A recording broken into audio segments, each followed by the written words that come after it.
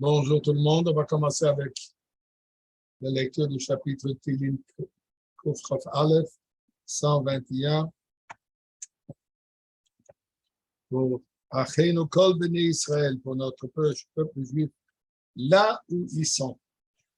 Shir Lamalos Esoena El Haharim Ayom Yezri, Ezri Mim Adonai Oiseh Shomayim Va'aretz, Al Yitena Midraglah Chodam Shomrach Enel Yanam Lishon Israel. אדוני שומרך, אדוני צלח יד במינך יום, ממש המשליה תקו ויראה בנו אלו. אדוני ישמור במקורו, ישמור אסתפשך. אדוני ישמור צייס רובייך, מעטו ועד אלו.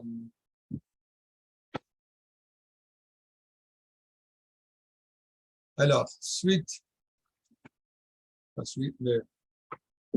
dans cette demande du Rabbi, que durant cette période, nous étudions les lois de Beth Amikdash, les lois des sujets comme Dieu dit au prophète Yecheskel, est-ce que puisque ma maison est détruite, alors il ne faut pas en étudier? Et étudier la halachot serait considéré comme que si on l'aurait construit. Et en fait, en étudiant la halachot, ceci démontre d'abord, premièrement, qu'on est intéressé et qu'on veut le voir, qu'on veut en savoir plus, ce qui est le fait. Alors, étudions aujourd'hui un sujet que probablement vous avez déjà entendu parler.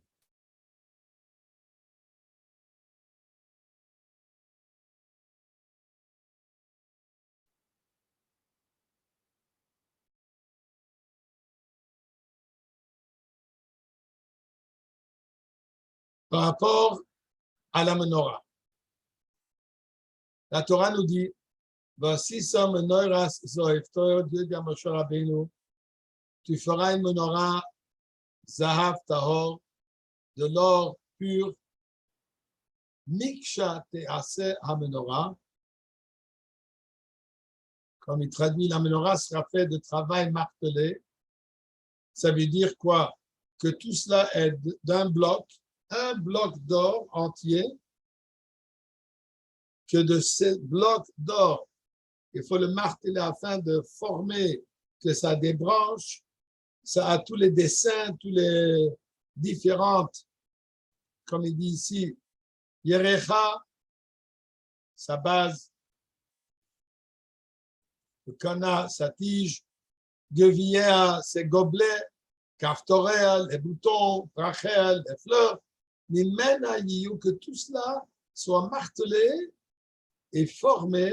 Donc, ça prend un talent extraordinaire comme artisan de pouvoir former tout cela d'un bloc d'or. Cette branche est très spécifique, très parfaite, avec, comme on vient de voir, les gobelets, puisque chaque branche avait des gobelets, avait des fleurs, avait des boutons, comme ils appellent ça. Et la Torah dit, Te'aseh ha-menorah. La traduction précise du mot Te'aseh veut dire, comme il dit ici, sera faite. Normalement, il devrait dire Ta'aseh ha-menorah. Tu feras la menorah. Te'aseh représente comme ça s'est fait. Presque comme ça s'est fait de soi-même. Rashi nous explique, Te'aseh ha-menorah, mais Eleha, effectivement, elle a été faite de par soi-même. Pourquoi? Moshe Rabbeinu a eu des difficultés.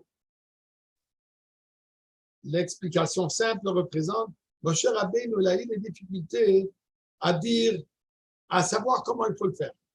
C'était un travail trop complexe, trop difficile, trop compliqué pour Moshe Rabbeinu, soi-disant, de savoir comment le faire. Chose qu'il faut essayer de comprendre. Pourquoi est-ce que ça, c'était plus difficile qu'autre chose? Mais le pshat simple, on y reviendra. Le pshat simple est que Moshe Rabbeinu a eu des difficultés avec cela. Donc, Amar lo Akadosh Baruch Hu, Dieu lui a dit, Hashlech et hakikar leor, prends ce bloc d'or, jette-le dans le feu, Vihinasi, et elle s'est faite de par soi-même. Et elle s'est faite de soi-même. Qu'est-ce que ça veut dire? Que Dieu l'a fait. Il l'a jeté dans le feu, et là, Dieu l'a fait. Et c'est pour ça, c'est pour ça qu'il n'y a pas marqué ta'aseh, qui c'est un ordre que tu vas le faire, mais marqué te'aseh, veut dire ça c'est fait, comme pour dire que ça s'est fait de soi-même. Et effectivement, ça s'est fait de soi-même. Arrêtons-nous pour quelques instants là-dessus. Il y a deux choses que nous trouvons que Moshe Rabbeinu a eu des difficultés avec.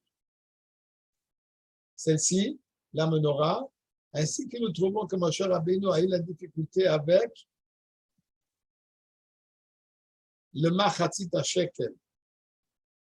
Vous vous souvenez qu'il y a une mitzvah, d'ailleurs qu'on a la coutume de faire, Tanit Esther, la veille de Purim, que chacun donne une demi-pièce, 3 demi-pièces.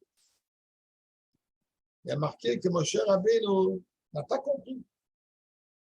Jusqu'à que Dieu lui a dit, Dieu lui a montré, Heralo, Matbea Shel Esh, Dieu lui a montré cette pièce en flamme. Et là, il a compris. L'explication là-bas que tu expliquais dans la Chassidut, bien sûr, Moshe Rabbeinu savait exactement qu'est-ce que c'est comme pièce. Ce Machatzit HaShekel, cette demi-pièce qui s'appelait un demi-shekel, il connaissait l'argent. Moshe connaissait l'argent. Moshe était un homme très, très riche d'ailleurs. Il connaissait l'argent.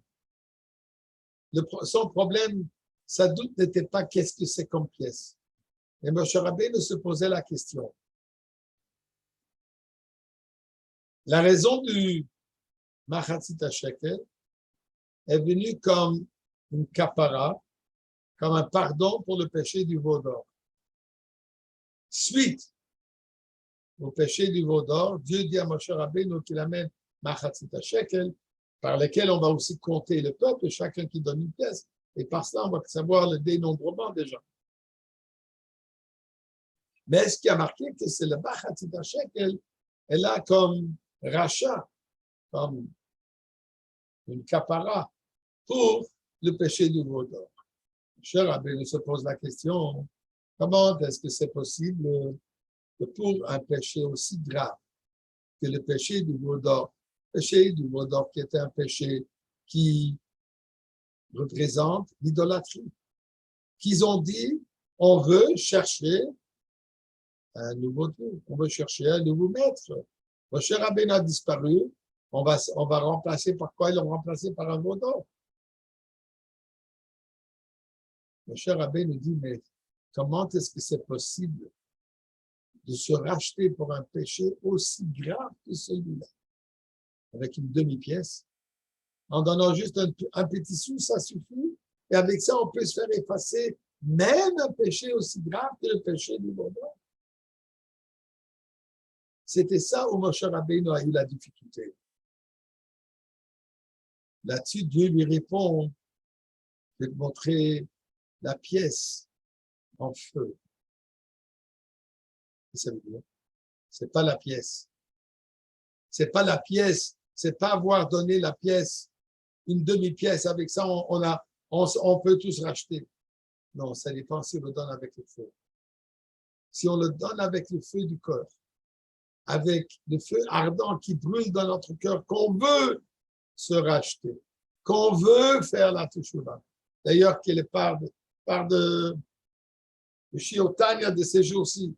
Que l'Alter Rebbe dit comment est-ce qu'on peut se racheter si on a le cœur brisé. Qu'est-ce que ça veut dire? Si on reconnaît dans le fond de notre cœur, il y a une flamme ardente qui veut se réunifier avec Akadosh Baruch Hu, dit Dieu que même un péché aussi grave, le péché du veau d'or, même ça aussi peut se faire pardonner. Même ça aussi peut se faire nettoyer. Même ça aussi, la tâche, la plaie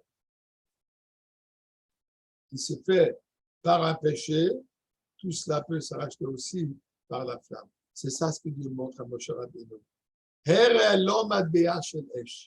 Il lui montre cette pièce en flamme.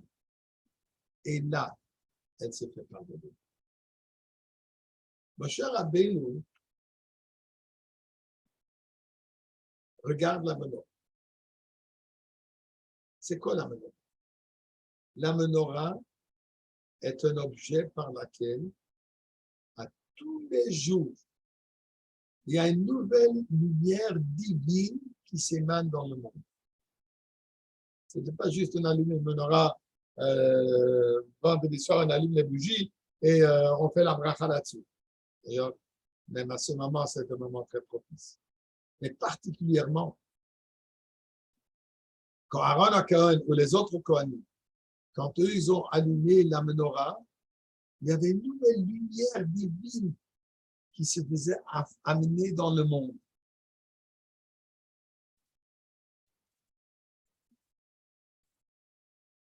Au point que le Passouk, quand il parle d'Aaron à Cohen, il dit Vayas ken Aaron kasher tziva Hashem et Aaron à Cohen, il a fait exactement tel qu'il lui a dit. Dit Rashi là-dessus, la guide Shvacho shel Yaakov pour nous dire un compliment à propos de Shvacho shel Aaron. Il donne un compliment au sujet d'Aaron, qu'Aaron a fait exactement comme on lui a dit. Et là, me pose la question, c'est un compliment sur Aaron que quoi? Qu'il fait ce qu'on lui dit de faire? Est-ce qu'on attend qu'Aaron fasse autrement que Dieu lui dit? Chas v'shalom. C'est inconcevable de penser qu'Aaron fera quelque chose qui va contre la parole de Dieu.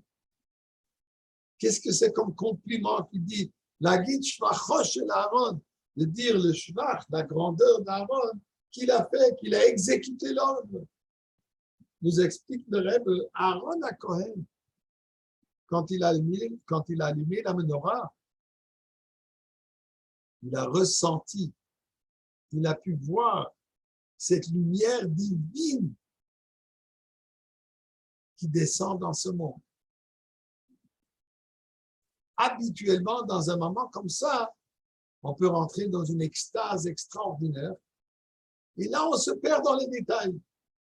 Ce qui devient important, c'est cette lumière extraordinaire. Mais les petits détails, comment mettre la mèche et comment la placer, et l'huile, ça devient un nom important. Pourquoi? Puisque j'ai cette grande lumière. Nous dit la Torah, la guide Shvacho shel Aaron, qu'Aaron a Cohen, malgré le fait qu'il, lui, il a pu percevoir cette lumière divine infinie qui s'est émanée dans le monde, il n'a pas perdu le sens de faire la mitzvah telle qu'elle se demande dans le moindre détail. Ça, c'est un grand chemin. Puisque trop souvent, on s'emballe dans la grandiosité de l'idée du moment et on oublie les petits détails. Les petits détails ne sont pas importants. Il dit la Torah qu'Aaron, la qualité d'Aaron était qu'il lui a réalisé que si ça c'est un détail, que la Torah nous dit qu'il faut le faire, c'est là ce qui est important. C'est ça ce qui est important. Malheureusement, trop souvent,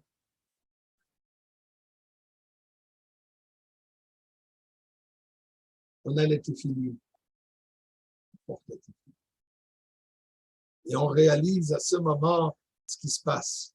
Il y a une fusion, il y a un équilibre qui s'est fait entre l'esprit de la personne, les émotions, le bras gauche près du cœur, les actions, et tout cela crée une fusion, un équilibre dans notre service d'Akadosh Baruch Hu. Et on peut s'emporter dans tout ce que ça représente. Le cerveau, le moach en avant, les systèmes nerveux en arrière, et comme ça s'étale sur tout le corps, on peut s'emporter et penser à tous les cavanotes les plus profondes. Mais on peut oublier comment faire sur le bras.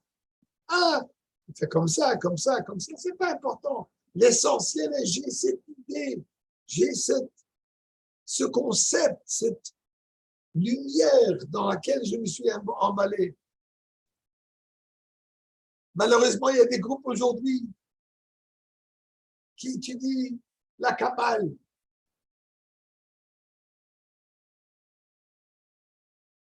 Ils vont étudier des sujets trop profonds de ce que les mitzvot représentent. Mais l'action de la mitzvah, ça, c'est pas important. Malheureusement. Donc, l'étude ne vaut absolument rien. Et le fait que l'action n'est pas là, il n'y a pas d'action. Si ce n'est qu'un acte, un exercice intellectuel, c'est très beau, c'est très enrichissant, c'est très agréable, mais c'est pas Torah et mitzvot. C'est pas comme ça qu'on connecte avec Dieu. Il faut qu'il y ait la guide Shvachosh et Aaron ensemble avec cette profondeur de compréhension, de réalisation de cette lumière. Il n'a pas perdu le nord, comme on dit. Il n'a pas perdu les détails nécessaires pour faire la mitzvah. Eh bien, ça, cher Abbé, nous se pose la question, comment est-ce que c'est possible que nous, êtres humains, pouvons amener une lumière ardente divine dans un objet aussi simple, dans un objet en or? Comment est-ce que c'est possible? Moshe ne cachait pas. Moshe Rabbeinu l'avait dit tout était de concevoir qu'à travers un objet, l'or, qu'on pourrait dévoiler une lumière divine tellement élevée. Lui montre à Kadosh Baruch Hu, si tu te jettes dans le feu, qu'est-ce que ça veut dire? Si tu t'attaches à Dieu, si tu t'attaches à Torah et Mitzvot, alors tu verras, cette lumière va se dévoiler de par soi-même. Alors, tu pourras apprécier, tu pourras accomplir cette mission d'amener la lumière dans le monde. Par quoi? Par le fait que nous, on se jette dans le feu. On s'attache à la parole divine. On s'attache à cette lumière d'Akadosh Baruch Hu. Là, on pourra le faire. Donc,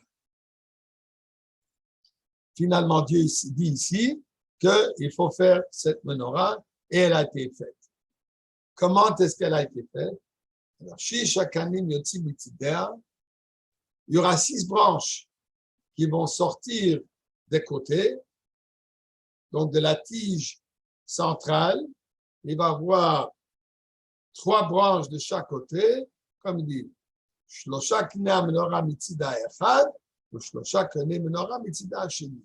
Pas qu'il y a 6 qui vont sortir du même côté, mais il y a 3 d'un côté et 3 de l'autre côté. Maintenant, ces branches, comment est-ce qu'elles étaient? Dit Rashi, ce que vous voyez ici, ça c'est Rashi, commentaire de base. Et Rashi dit la chose suivante.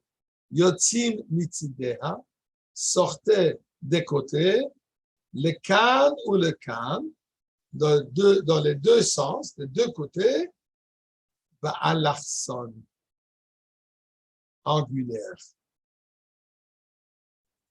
que diagonale. Nimshachim va'olim ad kineged gova shel menorah. Ils arrivaient jusqu'à la hauteur de la menorah. Donc, ils étaient tous à la même hauteur. Les flammes étaient toutes, les 7 flammes étaient tous à la même hauteur. Shehu kana amtsaï, qui est la tige principale. V'yotzim mitor kana amtsaï, zel malamisel.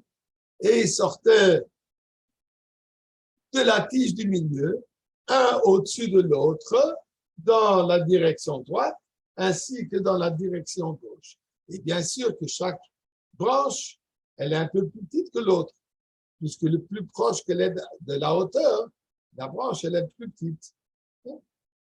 Un tarton aruch, le celui du bas est le plus long, chez le mal katsar imena, celui d'en haut un peu plus court, velion katsar imena et celui le plus haut encore plus court.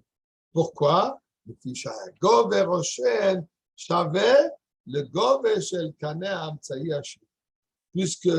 la hauteur de la branche, elle était tous dans la même hauteur, à savoir que toutes les flammes, ils étaient tous sur une rangée droite, chez Menu Yotzim Sheshet Akanim, et du central, de la tige centrale, toutes les autres branches sortaient.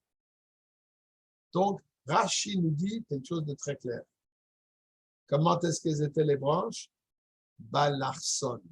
Alarson qui veut dire diagonale, angulaire. Habituellement, les menorahs que nous connaissons en majorité est ce que vous voyez ici. D'habitude, la majorité des menorahs, même quand la majorité des menorahs de Hanouka, les branches sont semi-circulaires, ne sont pas diagonales, comme on vient d'entendre que Rashi nous dit. Pourquoi?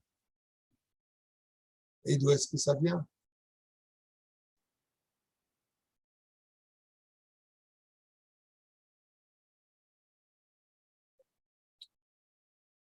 Puisque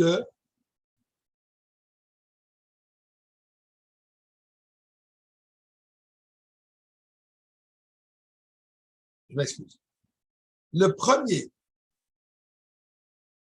qui ramène que les branches de la menorah étaient, comme vous voyez ici, sur ce dessin ici, il y avait deux grands rabbins qui s'appelaient le rabbi Yosef Shalit ben Eliezer Riketi et un autre rabbi Emmanuel Rizzi. Je crois qu'ils étaient d'Italie. Eux, ils disent que la menorah était, pas comme je viens de décrire, diagonale, angulaire, mais ils étaient arrondis. Une des raisons qui rapporte pourquoi est-ce que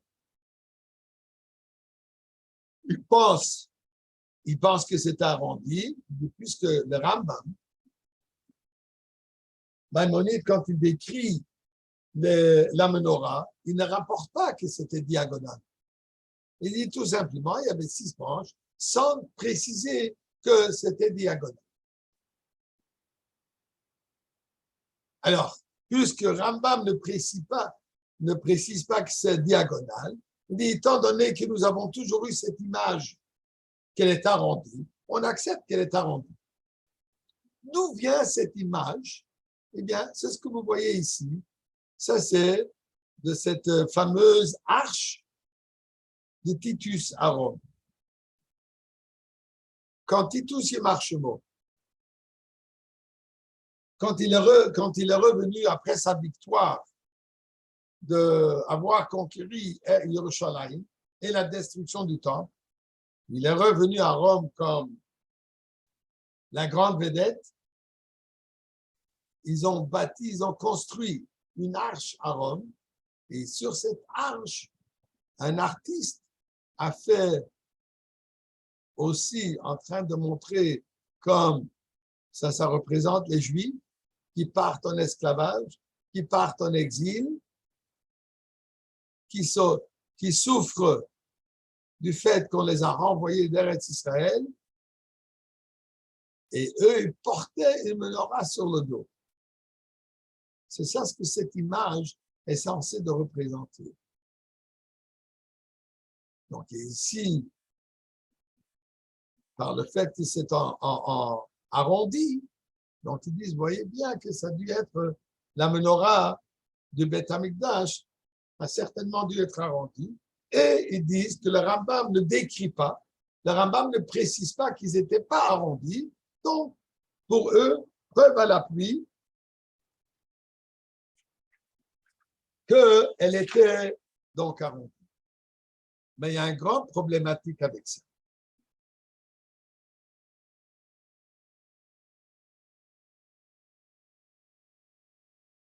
Regardez la prochaine image. Je vais la faire un peu plus petit, elle est trop grande. Voilà. Cette image, est-ce que vous pouvez le voir? Gérard, on peut le voir?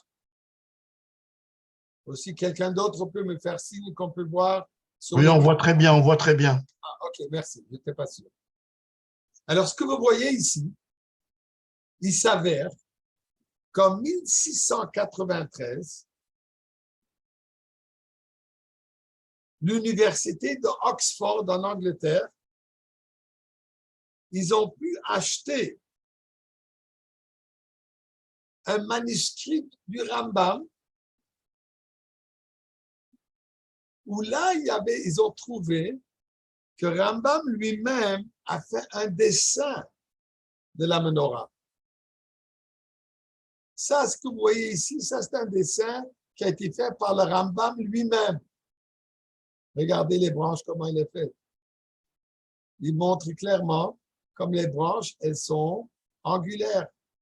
Elles ne sont pas arrondies comme on a vu ici. Elles ne sont pas arrondies, mais au contraire, elles vont ici du centre. Ça, c'est la tige centrale, Kaneh Ha'emtsaï.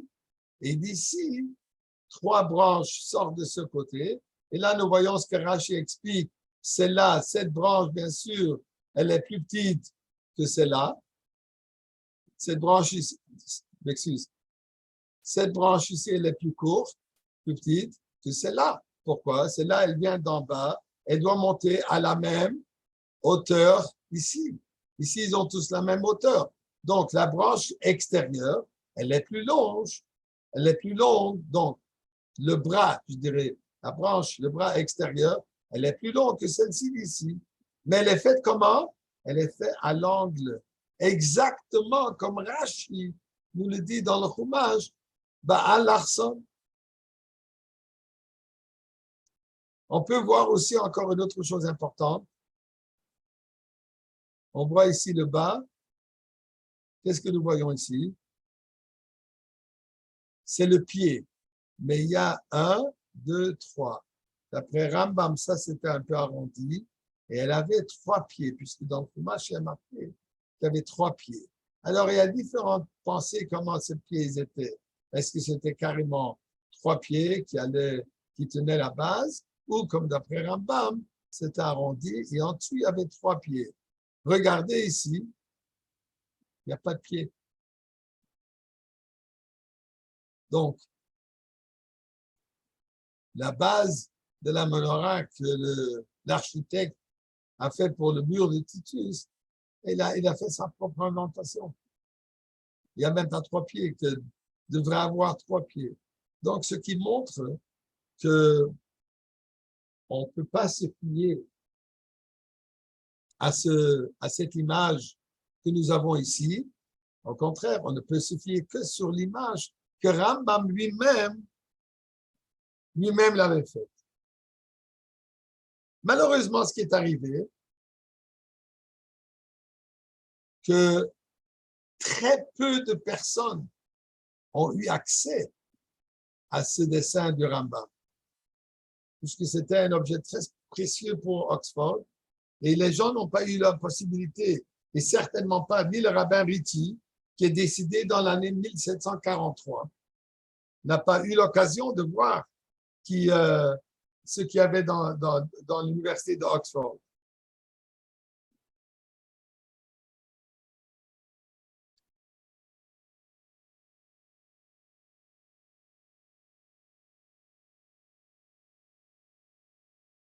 En plus, dans l'université d'Oxford, ils n'ont commencé à cataloguer les objets, les manuscrits, toutes les choses précieuses qu'ils avaient de Judaïka, comme ils appellent, ou Braïka. Ça, ils ont commencé à peine dans l'année 1868. Avant ça, personne n'avait accès aux manuscrits de Rambam. En plus de cela, au début, quand on a imprimé le Rambam, malheureusement, ou alors ils n'avaient pas la possibilité de faire des dessins dans leur imprimerie primitive, ou alors carrément, ils n'avaient pas ce détail. Ça leur manquait. Mais ce qui est intéressant, le fils de Rambam,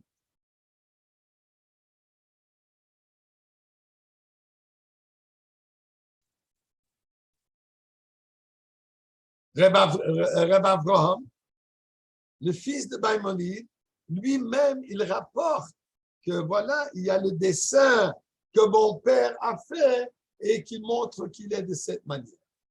Donc, c'est clair, c'est certain que la menorah du Beth Amikdash, elle était faite angulaire et pas comme généralement faite dans tous les endroits. Malheureusement, jusqu'à date, on fait toujours cette erreur. D'ailleurs, il y a quelques années, j'ai visité le Machon HaMishkan, Machon HaMikdash, à Yerushalayim, tout près du Kotel. Ils ont là-bas un musée d'objets du Beth Amikdash. Et là-bas, ils ont aussi une menorah, la forme de la menorah du Beth Amikdash. Et malheureusement, ils l'ont fait arrondir. Personnellement, j'ai posé la question au directeur de ce musée. Je dis, pourquoi est-ce que vous l'avez fait arrondi? Et pourquoi vous ne l'avez pas fait comme le Rambam l'a décrit clair? D'abord, il me dit, Ata Chabadnik, nachon, toi, tu dois être quelqu'un de Chabad. Et je dis, oui, mais pourquoi est-ce que c'est but? Kol Chabadnikim omrim liedze. Tous les chassidés Chabad, ils me disent toute cette plainte. Lama, puisqu'ils savent que le rabbi en a parlé. Mais je dis, mais ça n'a rien à voir avec le rabbi. Ça a à voir avec Rashi dans le Chumash. Et ça a à voir avec le Rambam. Alors, il me dit, honnêtement, quand nous, on a fait cette menorah, on n'était pas au courant. On ne savait pas le Rambam.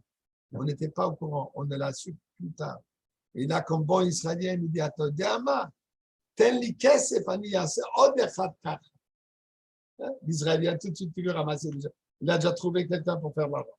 Alors, je m'excuse les Israéliens, mais certains qui dirigent des organisations, la première chose, quand ils voient quelqu'un de Chutz Laaretz, OK, on va le tomber dessus, on va lui demander de l'argent. Il dit, tel li kesef ani yaseh lecha echad, bediuk comme shata rotzeh. Il dit non, je ne te donne pas un sou, tu es amusé, fais ce que tu as à faire. Bon, c'est resté là-dessus. Mais pourquoi est-ce que c'est tellement important? À quoi c'est important aujourd'hui, si c'est comme ça, si c'est de cette manière, ou si c'est de cette manière?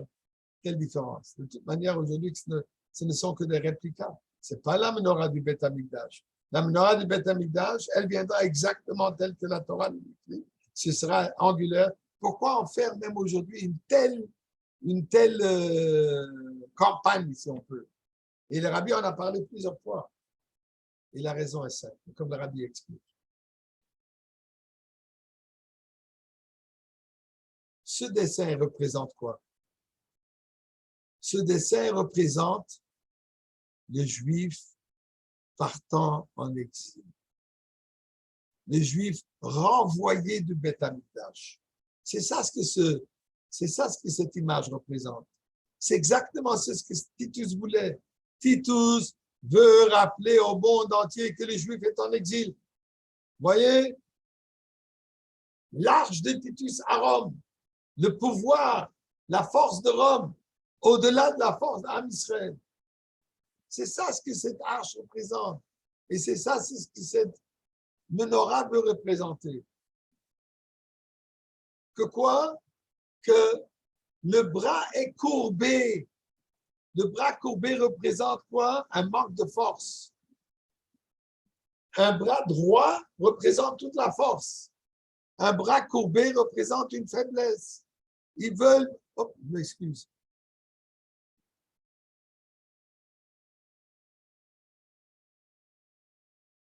Ils essaient de montrer une image de la faiblesse d'Am Israël.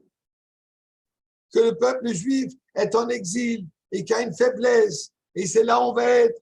Et c'est ça l'affaire, chas v'shalom, du peuple juif. Au contraire, dit le Rebbe, chas v'shalom, chas v'shalom. Surtout la menorah, qui est un symbole pour Am Israël. Même dans la Knesset en Israël, ils ont aussi là-bas ce symbole de menorah. Et ils l'ont fait encore un peu différent, mais ils ne l'ont pas fait angulaire. Alors, dit le Rebbe, pourquoi utiliser une image que représente la faiblesse d'Am Israël?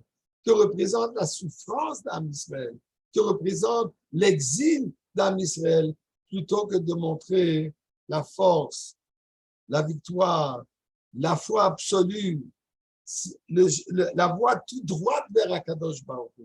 Pas que notre chemin elle est courbé, elle est lente avant d'arriver. Ceci représente, il y a une courbe, c'est difficile, c'est pas si simple d'arriver à la lumière en haut. Non, même aujourd'hui, nous avons le chemin tracé, un chemin tout droit vers la lumière d'Akadosh Baruch Hu. Dit le Rebbe, c'est ça ce que nous devons montrer. C'est avec ça que nous devons vivre. Donc la personne doit toujours vivre avec l'image de la Géoula.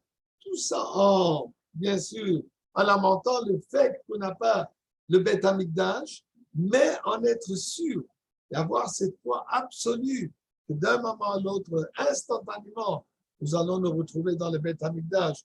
Et là, nous aurons la menorah exactement. Cette menorah qui a été faite au début du Esh, cette menorah qui a été faite de la flamme du Juif, elle a été faite par la main de Dieu, par la flamme divine, nous allons le mériter de la voir instantanément avec le dévoilement de Mashiach, que Dieu nous aide en chantant We want Mashiach now, en chantant Yehi Adonenu, Marenu Barabenu, Melech HaMashiach, en exprimant notre foi absolue.